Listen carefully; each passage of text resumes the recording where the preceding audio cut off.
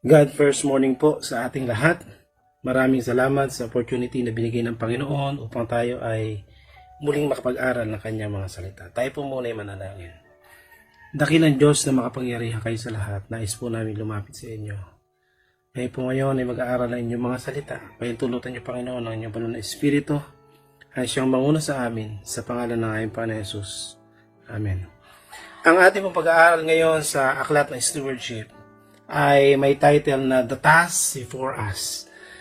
At sa topic po na ito ay hinati ko po ito sa tatlong bahagi. Una is the work, pangalawa the worker, and then pangatlo ay the workmaster. So atin itong pag-aralan. Ang sabi po sa ating aklat, there is a world to be won. To us has been entrusted this work. So ibig sabihin, mayroong gawain na ibinigay sa atin ng ating Panginoon. And we have this truth para magbahagi sa kanila. It's just like we have the antidote na tayo lamang ang mayroon nito, mga minamahal kong mga kapatid.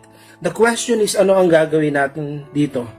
Maraming mga panahon, ini-enjoy natin ang pagiging 7-day Adventist, pero humihinto tayo doon.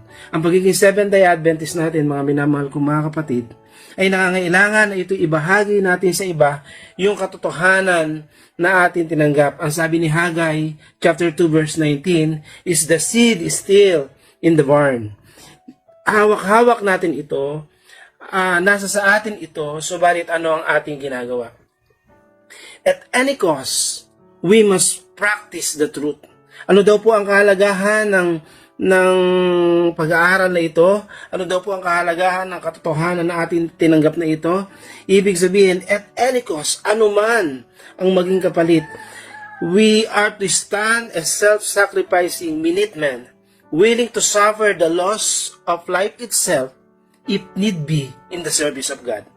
Mga minamahal kong mga kapatid, gaano daw po kahalaga yung truth na ipinagkaloob sa atin ng ating Panginoon. Ang sabi sa atin, kahit yung buhay natin ay mawala, kinakailangang makita sa atin yung tinatawag na paglilingkod sa ating Panginoon. And this is the work na ibinigay, this is the task na ibinigay sa atin ng ating Panginoon. Hindi nakapagtataka kung bakit mayroong mga characters sa Bible na hindi sila nang hinayang na ang kanilang buhay ay sacrifice nila alang-alang sa ating Panginoon. Remember Moses, he was very willing na iwan ang Egypt. Iwan yung isang lugar na sanay siya ang mamamahala for the sake na ng maunawaan niya kung ano ang ibig sabihin ng paglilingkod sa ating Panginoon. Remember Abraham, iniwan niya ang city of Ur upang sundin kung ano ang gusto ng Panginoon. And even in his life, dumating yung panahon na kahit yung kanyang anak na si Isaac ay willing niya itong isacrifice alang-alang sa tinig na sinabi sa kanya ng ating Panginoon. Gaano ba kahalaga yung work na ito na ipinagkaloob sa atin? Review and Herald, March 25, 1880. How can we realize the importance of the work of salvation? In comparison with the value of the soul, everything else sinks into insignificance. Mga kapatid, sabi sa atin, kapag may kinalaman sa pag-uusap sa kahalagahan ng kaluluwa, lahat ay nawawala ng kabuluhan. Kaya pala, maunawaan natin, kaya pala yung mga karakter na binanggit ko kanina, willing sila na isacrifice kung ano yung mayroon sila, alang-alang sa gawain na ipinagkaloob sa atin ng ating Panginoon. Kasi, the secret, mga minamahal kong mga kapatid, naunawaan nila kung ano ang kalagahan ng tinatawag na pagliligtas ng kaluluwa. This world and its treasure, this life and its happiness, are of little consequences when we compare them with the joy of even one soul eternally saved. Kaya pala ang sabi sa banal na kasulatan sa aklat ng Lucas chapter 15 verse 7, sabi doon na nagkakatuwa ang buong kalangitan sa isang makasalanan na nagsisisi. Sapagkat anuman ang mayroon sa sanlibutan na ito ay nawawala ng kabuluhan pagka may kinalaman sa pagliligtas ng kaluluwa. Ibig sabihin, anuman ang mayroon tayo sa sanlibutan ito, nawawala ng kabuluhan pag pinag-usapan yung gawain na ipinagkaloob sa atin ng ating Panginoon. We need to understand our work and to do it with fidelity. Ibig sabihin ng fidelity ay mayroong katapatan. Marami na gumagawa sa gawain ng ating Panginoon, whether we like it or not, whether we admit it or not, mga minamahal kong mga kapatid. Marami tayong nakikita na gumagawa sa gawain ng Panginoon. But to be honest, mga minamahal kong mga kapatid, wala yung buong puso na paglilingkod sa kanila. Marami tayong makilalang mga kapatid na masigla sa gawain, pero sa kabila noon, mga kapatid, ay mayroong bahagi na kanilang puso na hindi pa isinusuko sa ating Panginoon. And that is the work. That is the importance of the work na ipinagkaloob sa atin ng ating Panginoon. The worker. This work calls for self-sacrifice. So ito yung lagi-lagi nating narinig na kinakailangan ng self-sacrifice. Self-denial and the cross stand all along the way of life. He will come after me, sabi ni Kristo. Let him deny himself and take up his cross and follow me. So sabi ng ating Panginoon, sige, ito ang gawain na pinagkulob ko sa inyo, napakahalaga nito, lahat ng nasa sanlibutan ito ay nawawala ng kabuluhan pag pinag-usapan yung gawain na pinagkaloob ko sa inyo. Pero naririto naman kayo. And the requirement is, para tayo ay maging kabahagi sa gawain na ito, we need to deny ourselves. Kinakailangan tanggihan natin ang ating sarili at pasanin ang ating sariling krus. Yun yung tinatawag na self-sacrifice. Ano ba ang ibig sabihin ng mga bagay na ito, mga kapatid? Nang binanggit ito ni Ellen White, ay kinote niya, mga minamahal kong mga kapatid, yung nasa aklat ng Mateo chapter 16 verse 24, he said, Then Jesus said to his disciples, Whoever wants to be my disciple must deny themselves and take up their cross and follow me. So yung palang sinabi sa aklat ni Ellen White na tanggihan ang inyong mga sarili at pasanin ang inyong sariling cross at sumunod kayo sa akin, ito pala ay description ng pagiging disciple. At gusto kong maunawaan natin, mga kapatid, kung ano ibig sabihin ng tinatawag na pagiging disciple ng ating Panginoon. Kasi pag hindi natin ito naunawaan, sadyang napakahirap na sumunod sa ating Panginoon. Why the disciples follow immediately? Katulad nung panahon, mga kapatid, na si Peter ay tinawag ng Panginoon. Ang gawain niya noon ay siya'y mangingisda. Pero nung lumapit ang Panginoon, sabi niya, Peter, gagawin kitang mamalakaya ng tao. Mga kapatid, hindi ba kayo nagtaka? Bakit si Peter, he was very much willing, no, na iwan yung pagiging mangingisda niya at sumunod siya sa ating Panginoon? Bakit hindi niya inisip na meron siyang pamilya na dapat pakainin, meron siyang mga anak na dapat asikasuhin? Bakit immediately sumunod si Peter sa ating Panginoon? Marahil ay sasabihin natin na dahil sa kanyang pananampalataya, dahil sa kanyang eager na pagsunod sa ating Panginoon. Pero tandaan niyo, mga kapatid, maraming bahagi sa buhay ni Peter nung kasama na niya ang Panginoon na mali ang kanyang perspective at may panahon niya na idininay pa nga niya ang ating Panginoon. Para maunawaan natin kung ano sinasabi at kung ano nasa sa isip ng mga disciples ng panahon na yon, gusto kong maunawaan natin yung educational system ng panahon na yon. Ang educational system during the time of Jesus ay nababahagi sa tatlo. Mayroong tatlong level. Number 1 ay at the age of 5 to 10, sila, ayun yung level 1, mga minamahal ko mga kapatid. Yun yung level 1. Na doon sa level 1 na yon ay mayroon silang mga pinag-aaralan, pero bahagi ng kanilang pinag-aaralan, mga kapatid, ay kinakailangan nila na basahin, pag-aralan, at i-memorize ang Torah. Ano ba yung Torah? This is the first 5 books of the Bible. This is the books of Moses. Genesis, Exodus, Leviticus, Numbers, and Deuteronomy. Mga minamahal kong mga kapatid, hindi yun madali. At the very young age na gagawin nila yon. Kaya pala mahuhusay sila sa kasulatan nung panahon na yon. Mga minamahal kong mga kapatid, marami sa mga bata, mga kabataan ng panahon na yon ay hindi nagsusurvive. At pag hindi sila nakapag-survive, magda-drop out sila at ang gagawin nila ay makikibahagi sila sa kung ano yung trabaho ng kanilang mga magulang. And then at the age of 10 to 15, the level 2, ay ang gagawin naman nila, meron sila ibang pag-aaralan pero bahagi na kanilang pag-aaral, the rest of the scriptures, mga minamahal ko mga kapatid, from Joshua to Malakay, kanila itong pag-aaralan, kanila itong i-memorize at that age.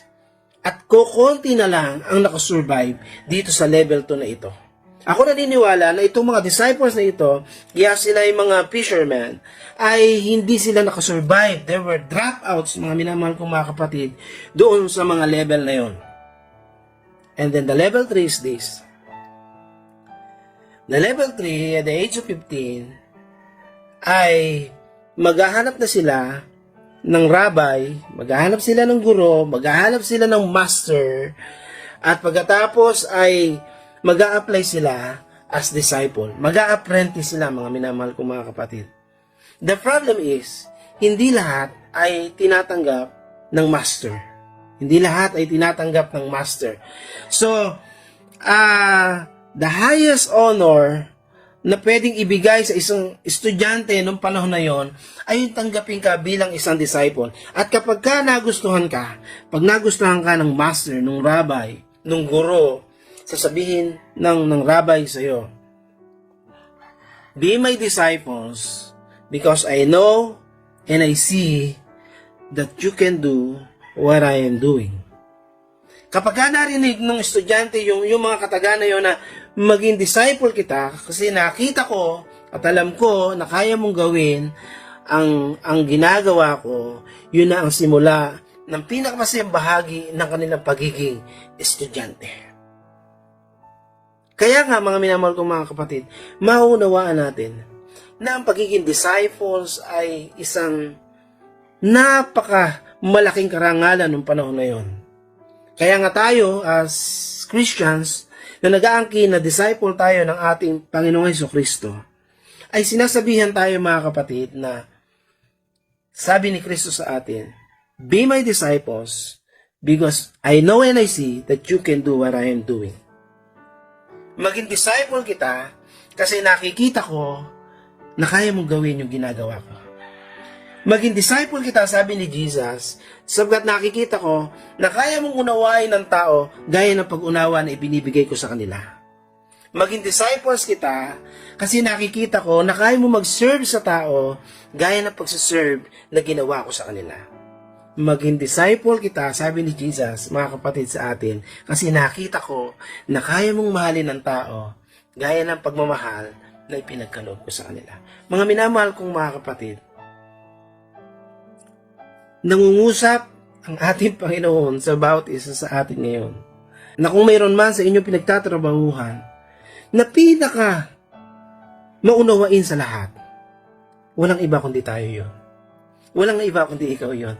Sapagkat inaangkin natin that we are disciples of Jesus. Kaya nating umunawa ng kahit yung pinaka nakakaasar sa ating paningin na tao, sapagkat gayon ang ginawa ng ating Panginoon. Kung mayroon mang pinakamabait sa pamilya, mga kapatid, ay tayo yon na nag-aangkin ng mga disciples ng ating Panginoon. Kung mayroon mang pinakamahaba ang pasensya, tayo yon.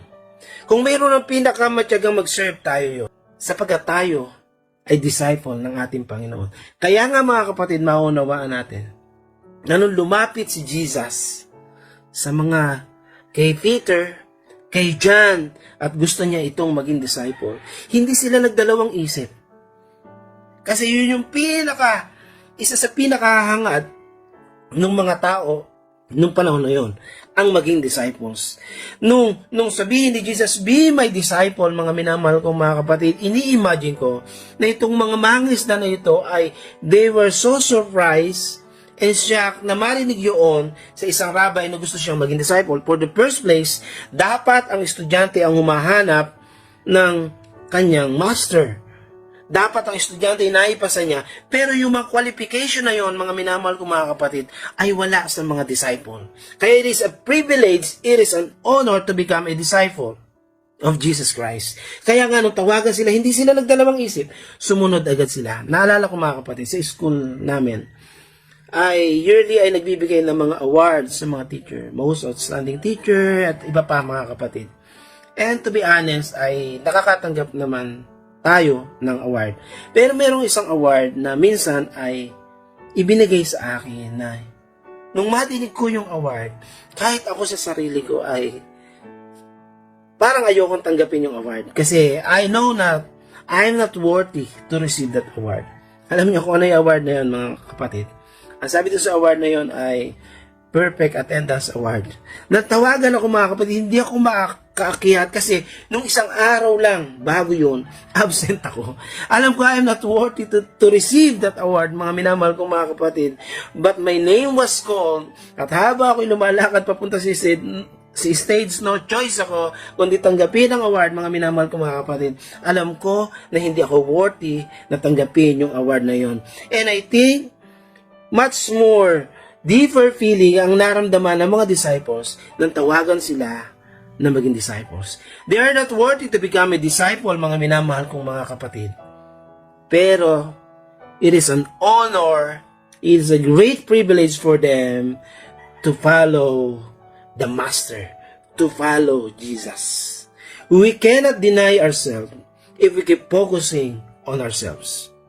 Mga minamahal kong mga kapatid, yung word ng ating Panginoon, mauunawaan natin ngayon, deny yourself. Take up your cross and follow me. Sabi doon, mga kapatid.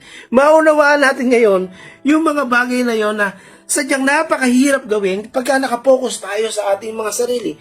Pagka tinitingnan natin yung mga bagay na isasakripisyo natin, sadyang napakahirap ng mga bagay na yon. But we must fix our eyes on God. Sapagkat pagka nakita natin kung sino yung tumatawag sa atin, we don't deserve that calling, mga kapatid, but still God called us. Maunawa natin, mga kapatid, ng Panginoon ang siyang dakila sa lahat ang tumatawag sa atin. The more we know our God, the easier it becomes to deny ourselves. Minsan, iniisip natin, kahirap i-deny ang ating mga sarili. Pagka yung kasi ang isipan natin, mga kapatid, yung mga bagay na isasacrifice natin, yung mga bagay na mawawala sa atin, sadyang napakahirap. Pagka nakapokus tayo sa ating mga sarili.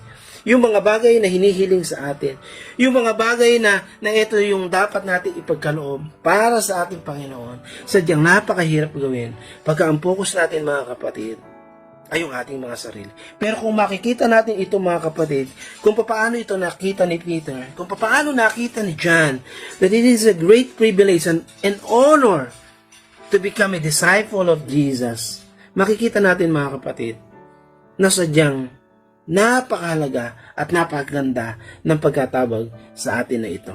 Then the last one, the work master. Ang sabi sa awit na laging inaawit natin, ang Diyos ay nangako sa mga taong tapat, sa lahat ng bagay ay magiging sapat. Napakagandang lyrics, mga minamahal kong mga kapatid. Pero gusto kong maunawaan natin yung word na sapat.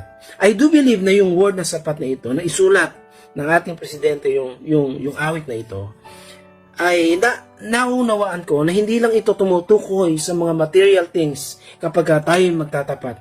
Ako'y naniniwala ng Panginoon ay sadyang tapat sa bawat isa sa atin. At ang kanyang pagiging sapat sa bawat isa sa atin, mga minamahal kong mga kapatid, ay sa lahat ng bahagi ng ating buhay. Minsan may mga bagay na hindi natin maunawaan kung bakit kinakailangan natin gawin. Pero dapat natin gawin na may pagtitiwala sa ating Panginoon. Si Joseph, hindi nga niya naunawaan. Hindi naman sinabi sa kanya ng Panginoon, bago pa mangyari yung lahat ng mga bagay na yun, Joseph, tiisin mo lang, sapat gagawin kitang governor ng Egypt, ikay tutulong sa'yo. Hindi niya nakita agad yung mga bagay na yon. Siya'y lumakad sa araw-araw, mga kapatid, na may pananampalataya, na umaasa that everything ay magiging maayos at ang sapat ang kabutihan ng Panginoon basta siya ay magtapat. Nang ilagay si Daniel doon sa yungib ng leon, bago pa yun siya ay manalangin, hindi naman siya sinabihan ng Panginoon, Daniel, sige manalangin ka lang. So pagdating doon sa yungib ng leon, isasara natin yung kanilang mga bibig. Hindi yun. Siya ay nanalangin na may pananampalataya na nagtitiwala sa kabutihan at karunungan ng Panginoon, anuman ang mangyari sa kanya. Mga minamahal kong mga kapatid, ang Diyos ay sapat para sa kanyang buhay.